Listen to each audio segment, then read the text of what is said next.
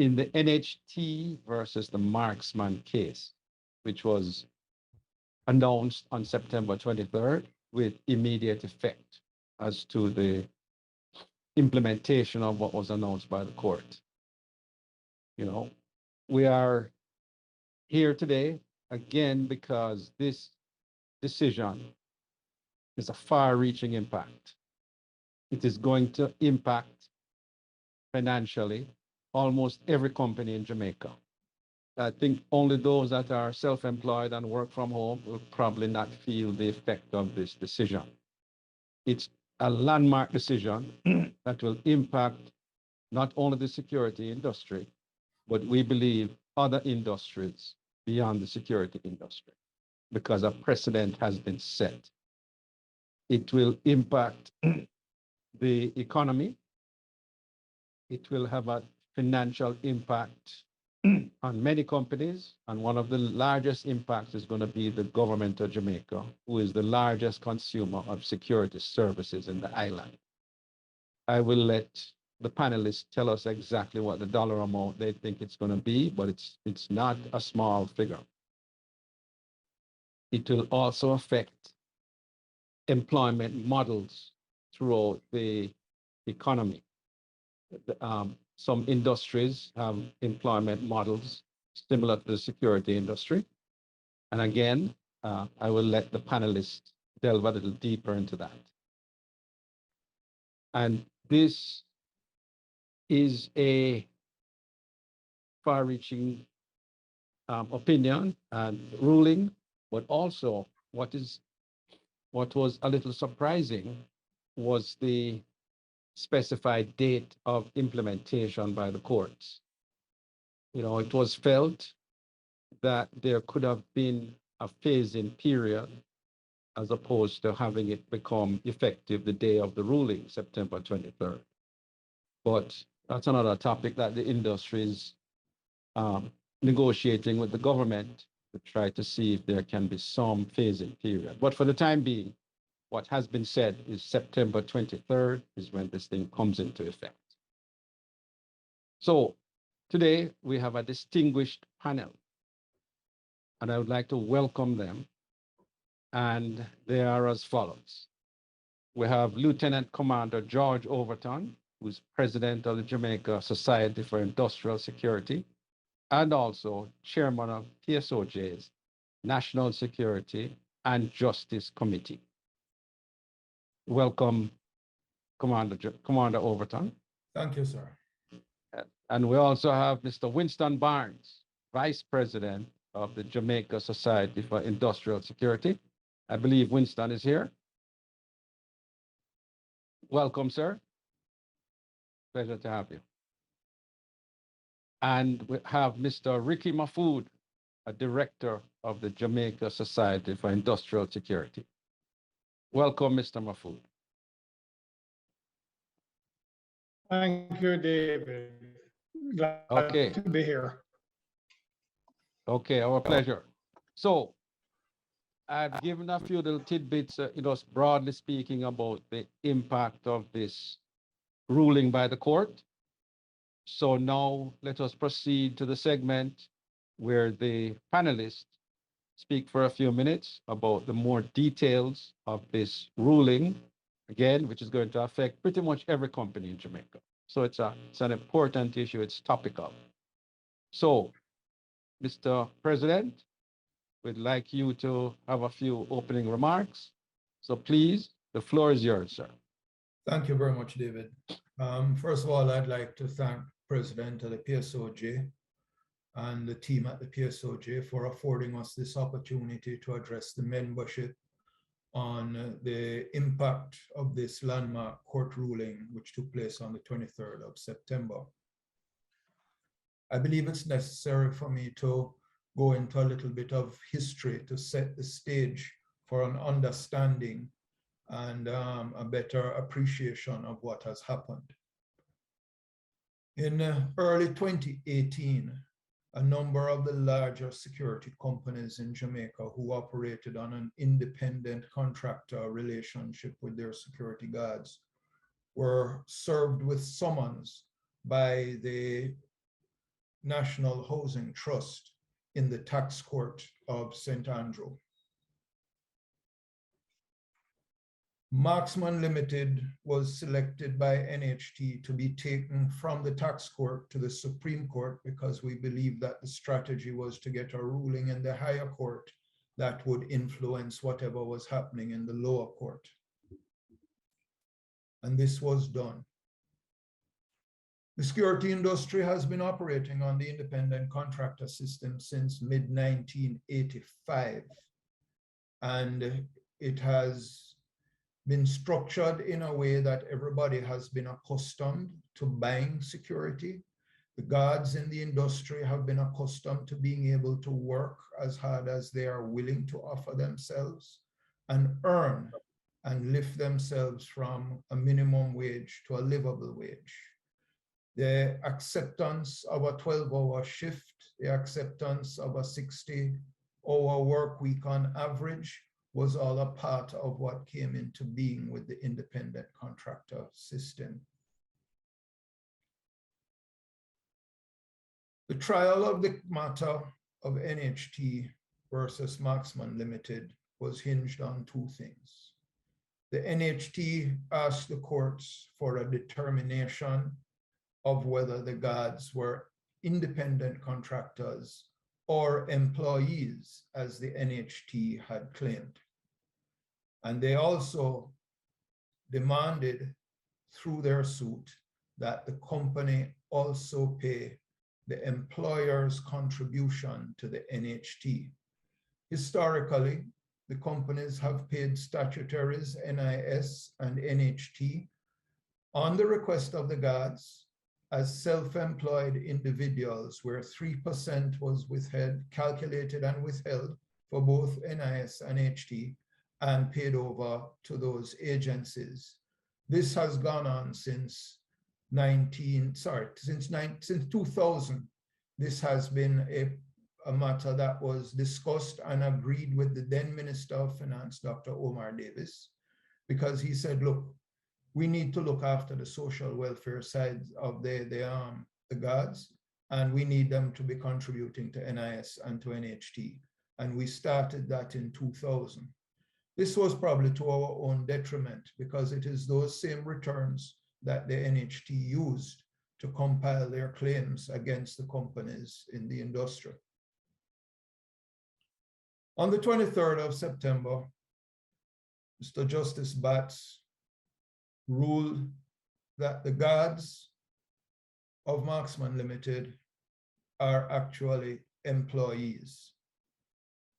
And as of that date, the 23rd of September, that Marksman Limited was to commence paying the NHT statutory payments in accordance with the employer-employee relationship. This was immediate. The impact of this in the higher court's ruling obviously will be a similar impact in the lower court when these matters come up in another 2 to 3 weeks. And therefore, the industry realized that the sooner we converted, the better. Prior to the court ruling, we had been speaking and lobbying the government to handle this matter by way of policy and not a court ruling, because the court ruling, not knowing which direction it would go, would be immediate and would have far-reaching impacts, not just to the security industry, but also to some who may have been unintended parties to this matter. The industry has reached out to the government and indicated that the suddenness of this matter and the need for compliance has created a number of issues. It has created a number of issues because the companies are expected to start paying the guards as employees and paying statutories as employees as of the 23rd, but also that our contracts with our guards are no longer valid because our contracts of independent contractors have now to be converted to contracts of employment. So we have nothing in place, we have no arrangements, we have nothing overnight. Similarly, our contracts with our clients, which had rates computed on an independent contractor model, now have to be renegotiated. But our charges for statutories and our pay to the guards are expected to change overnight. So we have asked the government to give us a moratorium to allow the industry time to phase this transition of compliance and to get everybody and all the work that needs to be done completed in a short order, but also to ensure that there's smooth and orderly transition. We need to first of all get our arrangements with the guards regularized. We have to get our arrangements with our clients, and the biggest client to this industry, as David said in opening, is the government. The government consumes roughly 65% of the security services provided by the industry. The government has some of the most difficult contracts to renegotiate, especially when you look at what we estimate the increase in cost is going to be. And therefore, the government themselves are going to have to find ways and means to renegotiate and regulate these new contracts in a timely manner. The industry, in doing its computations, realized that the increase in cost of labor because of this change is going to be somewhere in the region of 50%. There are those who compute at it being about 42 or 43% because they're willing to take chances on certain liabilities that will arise from the change in relationship. And there are others that have it as high as 56%. But there are things in that 56% that can be deferred for a while. But the average we have come out with is somewhere around a 50% increase in the cost of labor to the security industry. What does this mean to the marketplace? It means to the marketplace that rates will have to be renegotiated, certainly for the most basic guard, the unarmed guard. It's going to be somewhere in the high 30s, low 40s, probably, for the average negotiation of rates. And this is going to have an impact across the marketplace because affordability is a big issue. And therefore, what we are seeking to do is to sensitize the market, sensitize Jamaica that this is what we have endured as an industry. This is what the purchasers of private security need to prepare themselves to meet. And we see how we are able to negotiate with the government for a phased and timely transition into compliance. David, I'll stop here, but I will come back and address other things later. Okay, thank you for that very comprehensive overview of the situation, Mr. President. There is something I'd like to make sure we clarify for the audience, because I have heard it from several parties, and it is to do with the payment of the statutories previously. It is not that the statutory deductions for the employees were not being paid. It is the employer portion that was not being paid. Because there's a perception out there they were not being given their NHT contributions so that they would be hurt when they go for a mortgage. But that's not true. And the guards did receive mortgages, they did receive homes, and a number of them also were getting their 7-year refunds. Okay. And the other point I want us to unpack a little bit, Commander Overton, is the following. In addition to the employer NHT contribution, there are some domino effects, such as the payment of overtime once you go past 8 hours. Correct. For a security where it didn't exist before. Correct. You know, as well, the payment of NIS, employer portion. 12.5% statutory burden to the payroll. Right. So there are some domino effects that are not readily apparent from reading the ruling. Correct. Which have cost impact for the industry. So I just wanted to make sure we clear that up. Yep. before we go any further. Now, so we've talked about what the ruling was, the impact, some of the impacts, and the timing, and the fact that you're asking the authorities to introduce a moratorium so that we will do as you say, but just give us some time to regularize the guards contracts, the customer contracts, get some agreement on a moratorium from the other agencies that become impacted, get some time on agreement from the Ministry of Labor so that you can still continue with the system as is in terms of overtime after 8 hours until the moratorium is over. Right. So hopefully that will be viewed favorably. We So hope. yeah, our schedule calls for a 5-minute Q&A. Then we go back to the panelists for comment from the panelists. And then we go into a final Q&A as time permits. So at this point, I would like to open up for the 5-minute Q&A from the audience.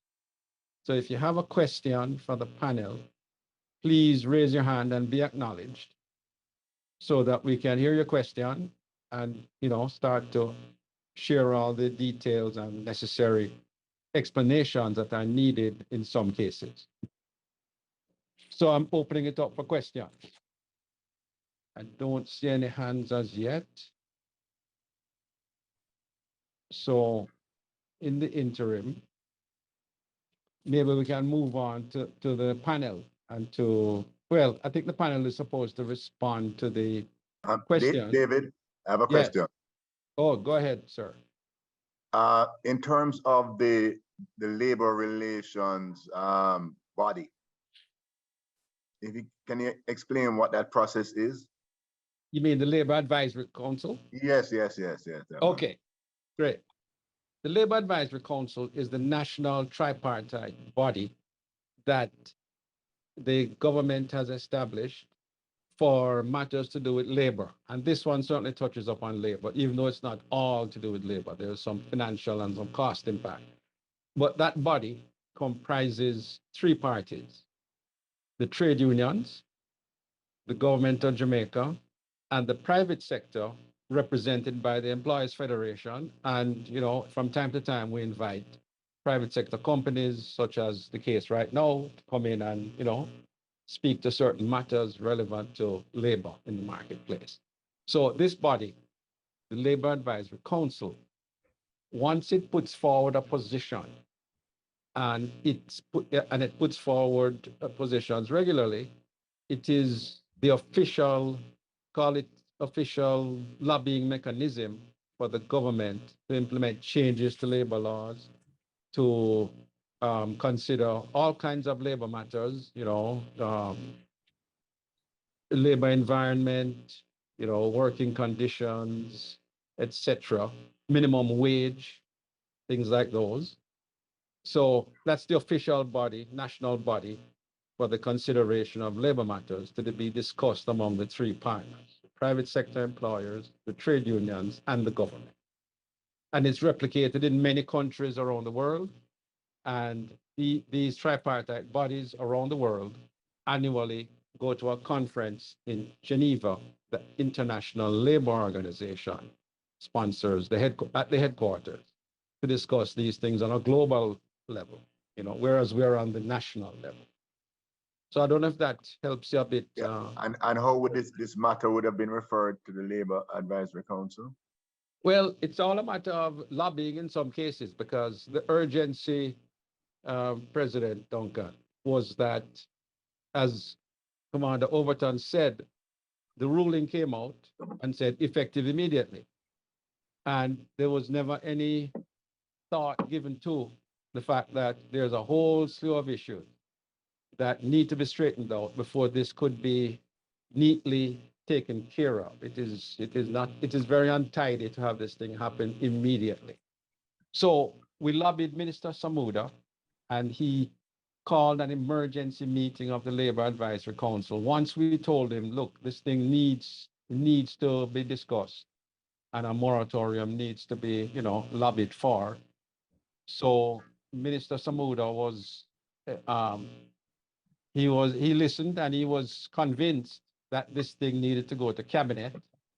And he's appointed a subcommittee of the Labor Advisory Council to discuss the matters and give him a brief that he could take to cabinet to seek a moratorium. That has been done. Document given to Minister Samuda. Today was the cabinet meeting. So we are expecting to hear from Minister Samuda whether this thing they need more information, are they willing to talk about the moratorium, or they declined it. So that is the brief history of how this came about, President Duncan. Thank you. Thank you very much, David. Yeah. So Paulette Lewis has a question. Yes, Paulette.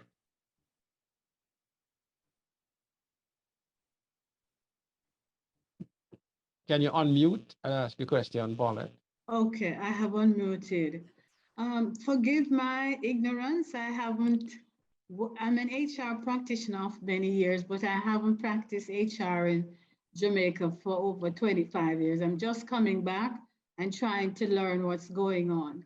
What seemed to be a factor in this situation which is going to have some far-reaching impact, as Mr. Overton has mentioned, is the number of working hours. My understanding is that we operate on a 40-hour work week, and it does appear that that was not being practiced with the employment of these security guards. And my question would be, why was that not a practice? Well, when the industry converted in 1985, what was actually done was that the 40-hour work week was computed. The additional hours that they were working was also computed at an overtime rate, lumped into one earning and divided by the number of hours that they would work in the week. This was to enable the market to be met, because most people buy security services either in a 12-hour shift or in an around-the-clock arrangement. Now, in the 12-hour shift, it allows us to provide an officer on duty at opening time or just before opening time of any office or organization, and it will go to just after closing time of the regular organization. So when you have a guard changing shift at 8 hours, so he comes on at 6 o'clock in the morning, or maybe let's say 7, he comes on before the office opens at 8. So he's there, and then he would be changing at 3 o'clock in the afternoon. In the middle of your workday, you're having your security officers change, a whole new set of people coming in who have no brief on what has happened in the day. They don't know what is the ongoing situation in the building at the time. They don't know. It's very untidy to have a shift change in the middle of the workday. Similarly, where we have guards working around the clock, it also poses another problem for a shift change somewhere in the silent hours. Our bus services in this country run from 5 o'clock in the morning till roughly 10 o'clock at night. You're going to have a shift change somewhere in there. How do these people get transported home all over the island? It poses a problem. And this is one of the peculiarities of the security industry. And that is why you will find that it is structured this way. And in many countries, even within the Caribbean here, there are countries that have recognized that the 12-hour shift is a more practical situation than to try and implement the 8-hour.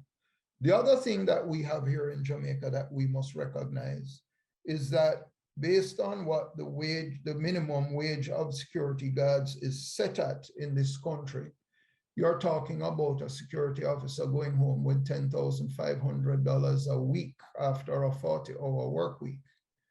They probably wouldn't even be able to pay their transportation and meals for the 5 days that they would work those 40 hours for. They would not be able to survive. And if you speak to security officers across the industry, Their greatest concern, they're happy that this ruling has come, but they have significant concerns. Their greatest concern is being brought to a 40-hour work week because they cannot live and survive on a 40-hour work week. Okay, thank you for that question, Paulette. We're still open for questions, ladies and gentlemen. Any questions? In the meantime, let me just ask George to give us some remarks on this question here. What are the potential implications for the government's budget and by extension the taxpayers in your estimation, sir? All right, we did some rough computations based on what we believe the government's consumption is of private security services. We are halfway through this fiscal year already. If we are to have the rate increase implemented now, the government would have to be going back for a supplemental estimate of around $4 billion to meet the security, increased security costs of services for the rest of this financial year. Okay, and for the full year would have been 8 billion is the estimate. For the full year, it would have been roughly an $8 billion increase. And that's what they will probably be faced with coming in the next financial year. So if we deduce from that figure, they're spending about 16 billion right now. Somewhere in that ballpark, yes, sir. Okay, it's not an insignificant figure. No, not at all. The other question, just to hear your thoughts on this. What will be the next steps and what's the outlook for the security industry? Now, we've heard about the moratorium you're seeking, but once that is, if that is granted and you get all the contracts and everything tidied up, get the other, I call them domino effect issues resolved, like with the Ministry of Finance.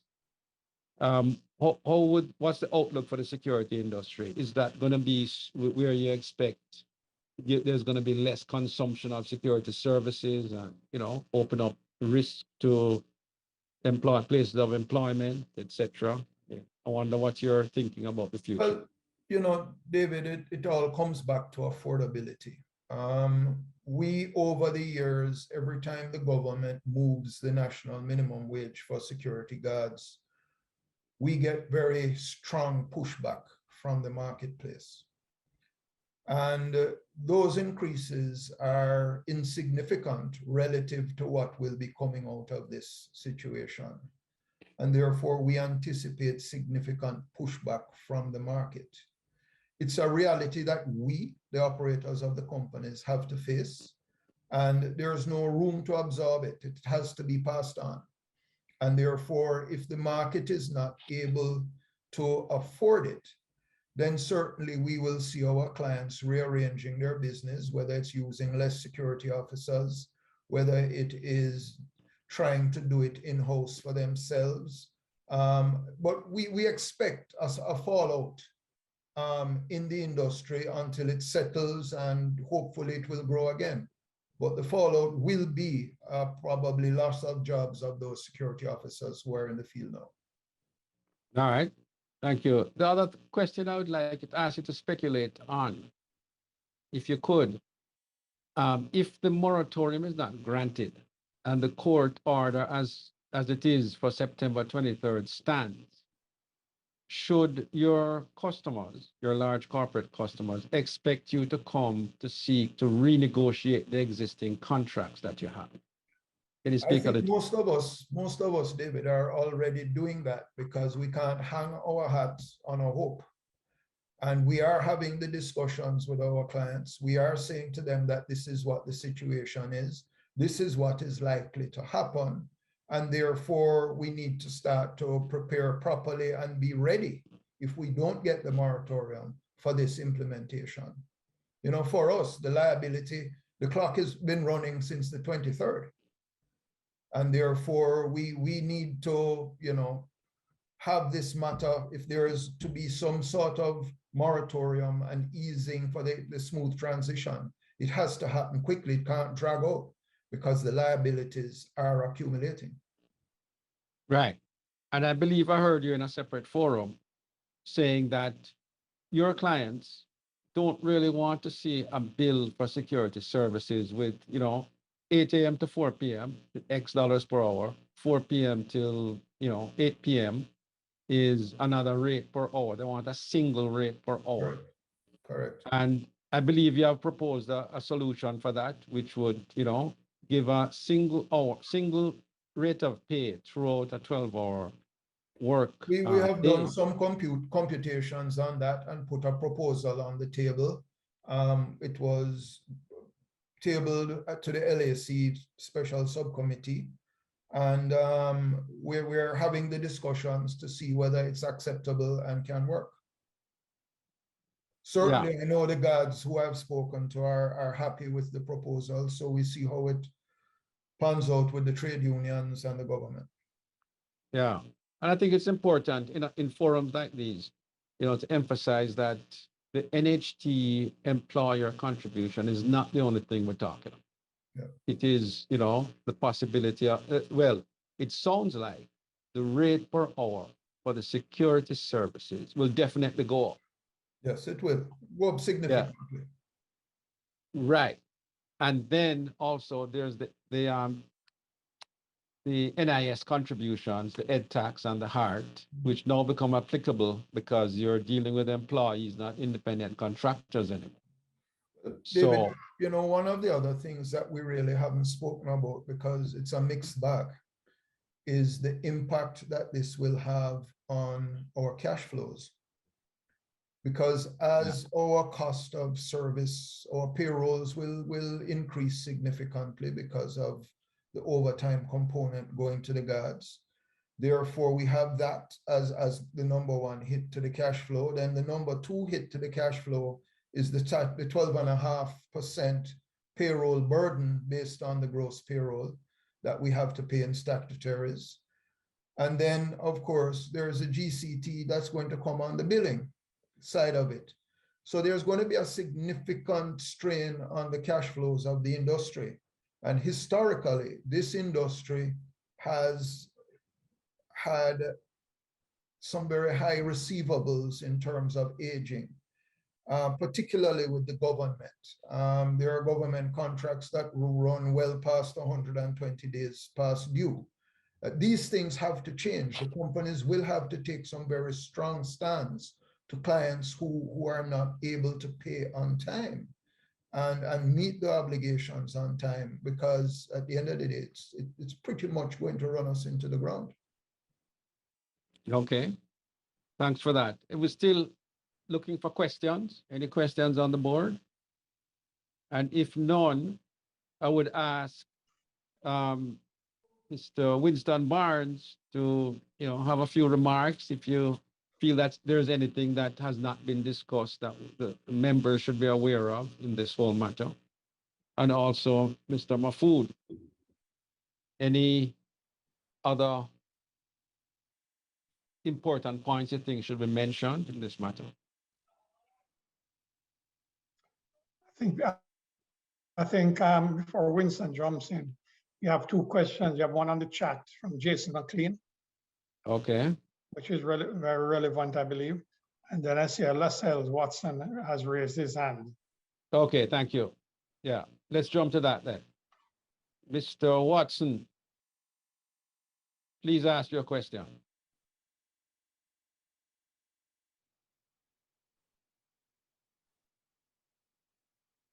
Can you unmute?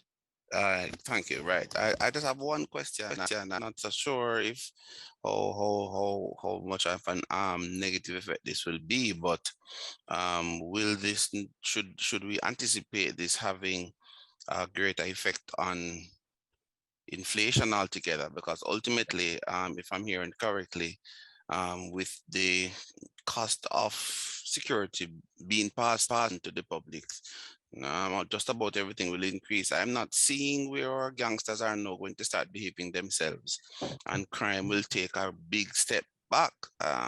Ultimately, the need for security is simply going to be paramount. So if that cost is going to be passed on to the public, can we expect a greater push on inflation? In the client where already you have two major powers who are, well, Britain is on the brink, if not already in inflation, and US is on the brink, if not already in a recession. So with the recession coming from two of our major partners, can we now anticipate the probability of inflation hitting Jamaica sooner than later? Well, this go Sorry. ahead, David, go ahead. Yeah, I was about to say, I could talk a little about that because I did ask the Bank of Jamaica, what weighting does security cost, having the inflation basket that they monitor? They responded that it is not a very significant component of this inflation basket that they measure. However, my own view is that if, let's take the flour mills, just to pick a company that's in the basket of goods, flour is an important starch that's in this basket of inflation. If they have to pass on the cost, increased cost of security onto their products, there will certainly be an impact on inflation because the price of flour is monitored carefully by the Statin and the Bank of Jamaica in terms of what is inflation doing. So the answer is a no and a yes, in terms of directly, not in the basket so much, but consumers of security who produce products that are in this inflation basket could well increase their prices. So that's it. But George, I interrupted. No, I said it definitely will impact the inflation of our economy. We are taking steps now through Bank of Jamaica and their various interventions to control inflation and keep it at a moderate level so that we can have a reasonable rate of exchange. But this certainly will have an impact on those efforts.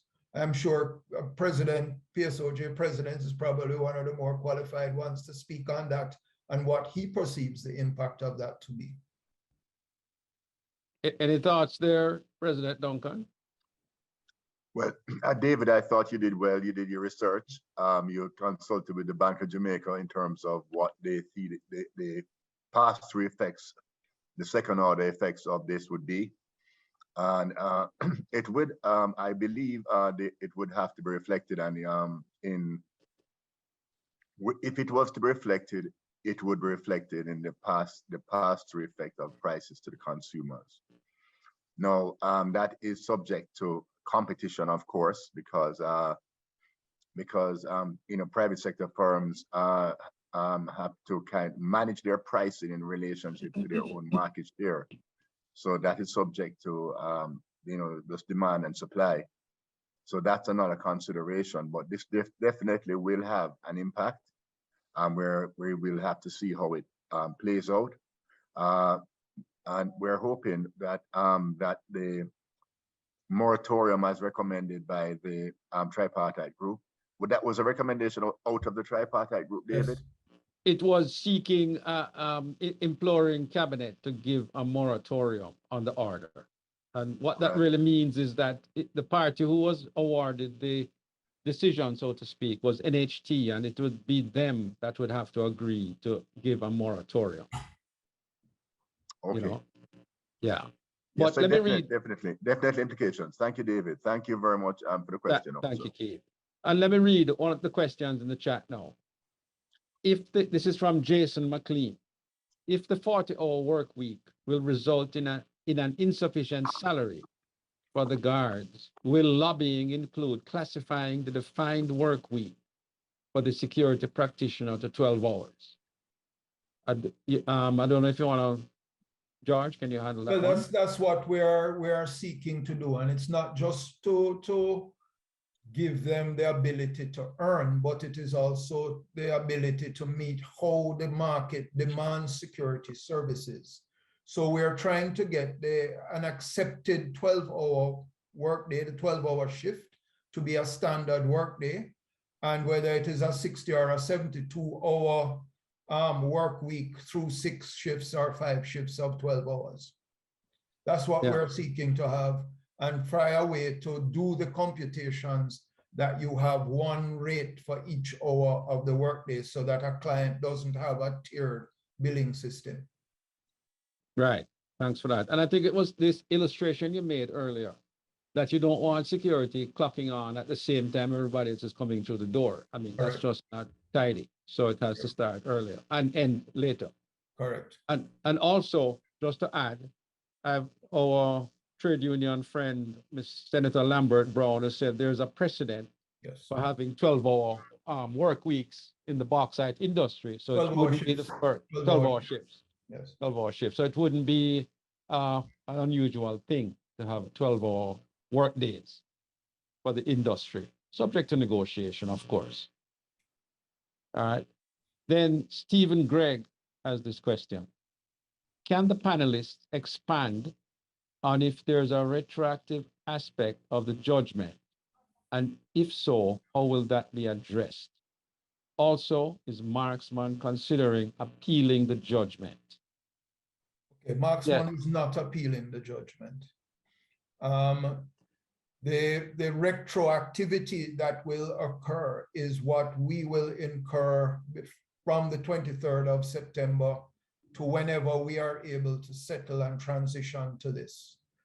That is the liability. The retroactivity in the claim by the NHT was set aside by the judge because of how the whole matter had been handled over the years, plus the fact that NHT did receive and accept contributions in a certain way that sort of prejudiced their position. So the historic liability of the NHT and the statutories, I think, has been said by the judge. And it is now, how quickly can we become compliant with the employer-employee relationship to eliminate the liabilities that have been accruing since the 23rd of September. Okay, thanks, George. We're going to move on to another question here in the chat. And I don't know this person, but I can tell by the question that they are an HR practitioner. So here's the question. Why did Marksman classify the employees, quote unquote, as independent contractors? And secondly, what did the court use to determine that these persons weren't independent contractors, but actually employees? Were the guards receiving contract breaks? I don't know if you can expound on that one, respond to that one, George.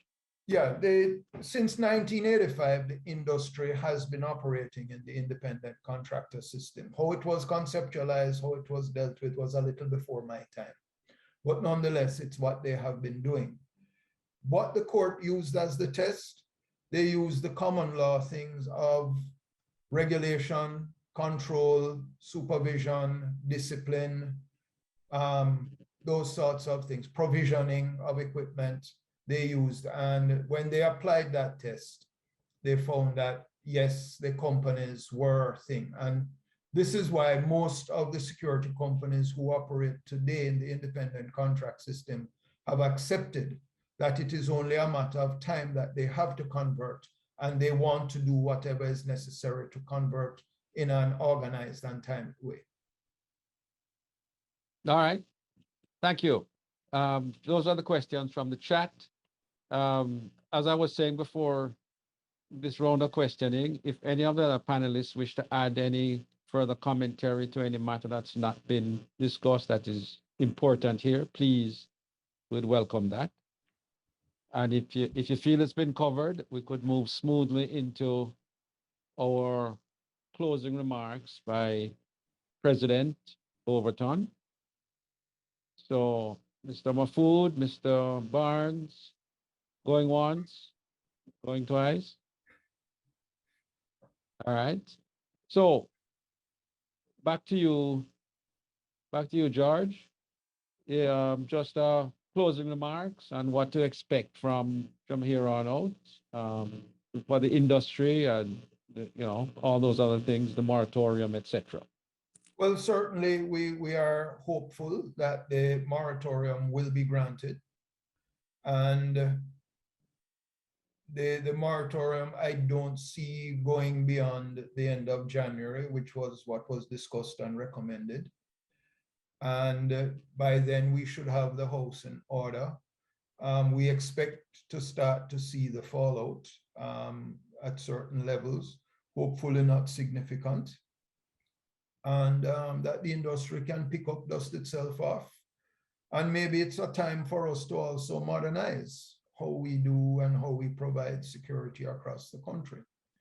But certainly, we hope that the moratorium will be in place. If it's not, then it's going to be a rough road. It's going to be very hurried, very quick. Some very harsh decisions will have to be taken by both the security companies and the clients. But you know, the liability is clicking, and we can't subsidize the service. Right now, we're barely surviving. So we hope that we can get the moratorium and we can get ourselves transitioned in a smooth and organized manner. All right, there's one lingering question, President Overton. And, you know, to close up the forum, unless there are other questions. Is there any risk that other members of JSIS, in seeing that this judgment is Marksman only, is there any risk that other players will view this as, boy, that's not me, that's another company, so I'm going to continue doing business the way I was doing it? Is there a risk for that? It has been said, there are a couple of players who are willing to take the chance and see what they can clean up from those of us who are converting and recognize that we need to convert. They'll try and do it for as long as they can and get away with it. There is a significant portion of this industry that operates under the radar. And therefore they too will continue and clean up as much as they can going forward. The industry will have to become its own police and make sure that those who are not abiding by the rules are identified and reported. And we need, if the industry and the players in the industry are to survive and we not go back to that gray area of operation, then we have to police it and do what is necessary to keep it clean and compliant. Yeah, I have a quick one, David, and I think there is Sure. one from a question from Alexander Scott in the Yes. chat. Yes. But I have a quick one. What is likely? I mean, security. If the moratorium, if granted, will expire, and the industry will have to take a particular approach to how they look to deliver services to clients based on negotiations of increased rates, which could mean that there could be an impact on numbers of security guards, or they might want to scale down and say, I'll use less security in terms of manual or human element, and it could mean a fallout in jobs for security guards as a result, because they say, okay, if I pay the same amount of money with less human, can that be negotiated?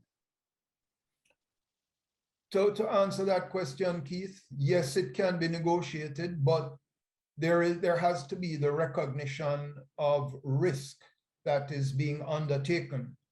And I am sure that a security company that's worth its salt is going to say, with this reduced deployment of officers, this is the level of risk you are asking me to assume for the same amount of money.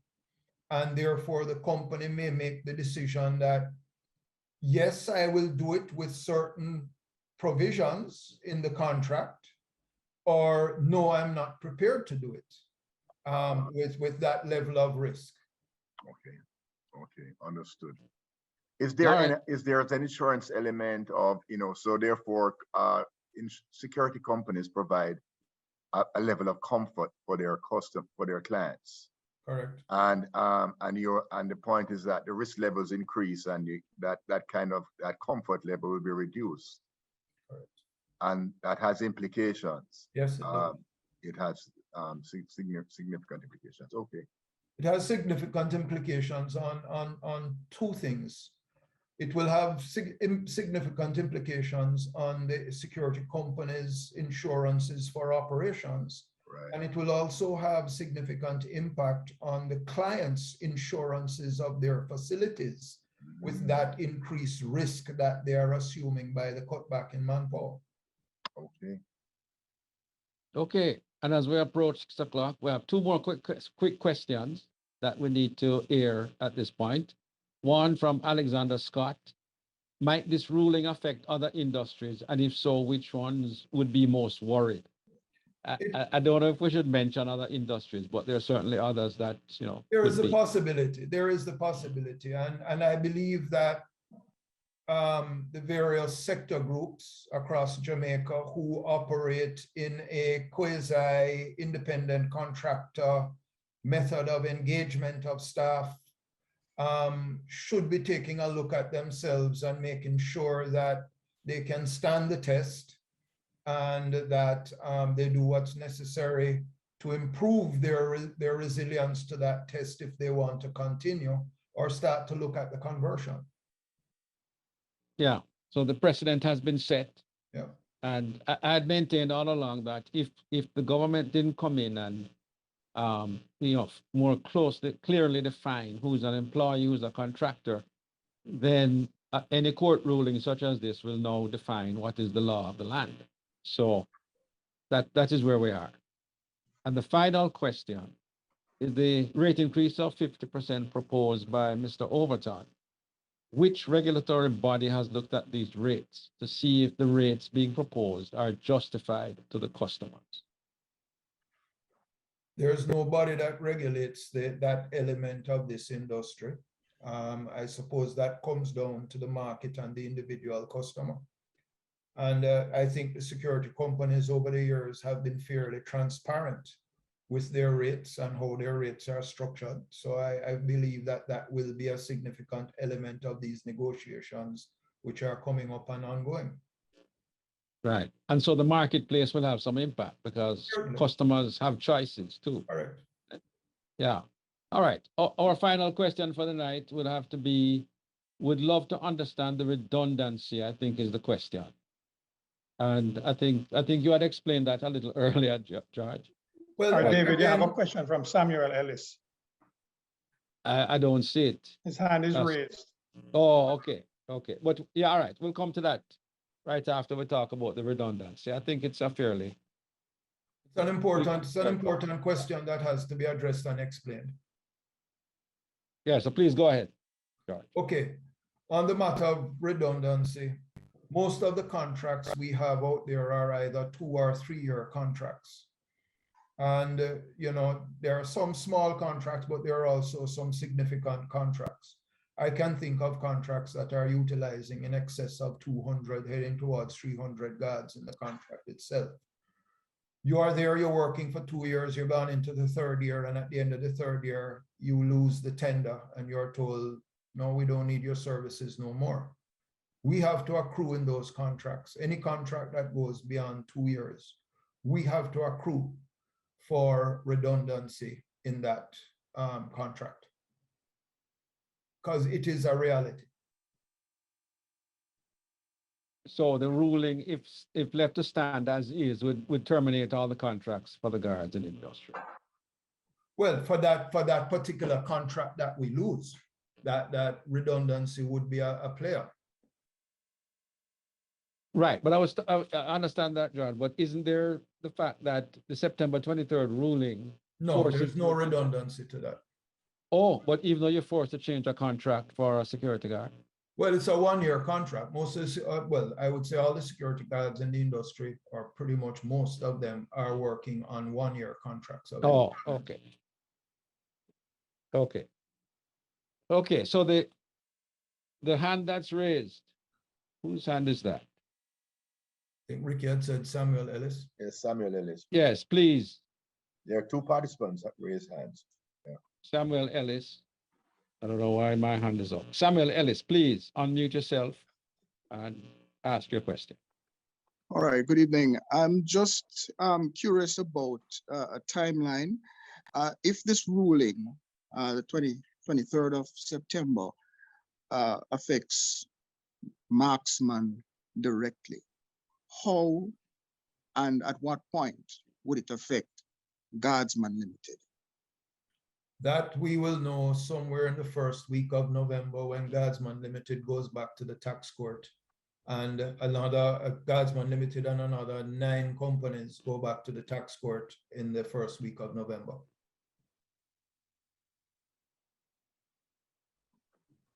All right. So if there are no more further questions, all that's left is for us to really thank everyone participating tonight. Like we said, it's a very important topic and there's more to come, so please stay tuned. But thanks to the PSOJ for putting on this forum, and thanks to the staff for coordinating the forum, and to our panelists, made themselves available for this forum, which I know many customers have called me asking, how can this increase be so much, all of a sudden? So it's an important forum to hear these issues. And David, could I add something quickly? Sure. In terms of what we would like to do is get some summary notes coming out of this, the implications of explaining the process around the request for a moratorium, if one is granted, if one isn't granted, implications for the sector, for the wider economy and the sector. And David, I want to thank you for leading and moderating and always as in your role as JF president and as a member of the PSOJ Council. Thank you very much for leading, and George for staying on top of this. Thank you very much. And so David, we'll work with you to put out an advisory to our members so that they can be guided and they can understand the implications of where we are and how we go forward. Absolutely. And we'll circulate the same to our membership too. Wonderful. Yeah. All right. Well, good you night, very much. everyone. Good. Thank you. Thank Thank you. you, gentlemen. Thank you, Ricky. Thank you, Winston.